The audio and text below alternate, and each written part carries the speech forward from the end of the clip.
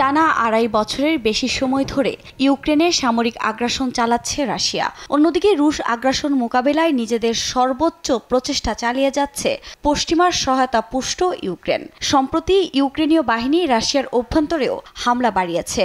এতে কুর্স্ক অঞ্চলের বিভিন্ন স্থাপনা লক্ষ্য করে হামলা চালাচ্ছে তারা। এমনকি বিস্তীর্ণ এলাকা দখলের দাবিও ইউক্রেনীয় বাহিনীর।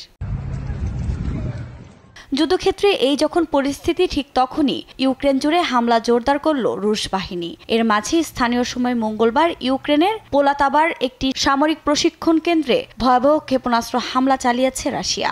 এতে নিহত হয়েছেন বেশ কয়েকজন, আহত প্রায় ৩০০। স্থানীয় গণমাধ্যমের বরাতে জানা যায়, ক্ষেপণাস্ত্রের সতর্কতামূলক সাইরেন বেজে ওঠার খুব অল্প সময়ের মধ্যে এগুলো আঘাত হানে। এতে করে সেখানকার মানুষ আশ্রয়কেন্দ্রে যাওয়ার সময় পাননি।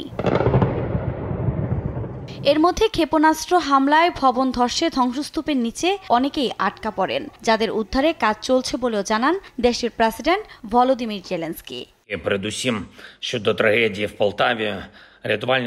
অনেকে ধ্বংসস্তূপের নিচে আটকে আছেন, অনেককে উদ্ধার করা হয়েছে। দুর্ভাগ্যজনকভাবে সেখানে হতাহতের ঘটনা ঘটেছে। নিহতদের পরিবারের প্রতি আমি গভীর সমবেদনা জানাচ্ছি।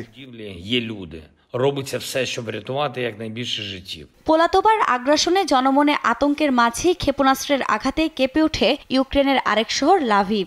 এতে শিশুসহ বেশ কয়েকজন হতাহত হন। এই হামলায় একটি ঐতিহাসিক ভবনও ধ্বংসস্তূপে পরিণত হয়েছে বলে জানিয়েছে অঞ্চলটির মেয়র। রুশ বাহিনীর একের পর এক হামলায় যখন দিশেহারা ইউক্রেন, ঠিক তখনই সামনে আসলো অস্ত্র উৎপাদনের দায়িত্বে থাকা মন্ত্রীসহ দেশটির আরও ৪ মন্ত্রী পদত্যাগের খবর। তাদের অন্য কোনো দায়িত্ব দেয়া হতে পারে বলে জানিয়েছে সংশ্লিষ্ট কর্তৃপক্ষ।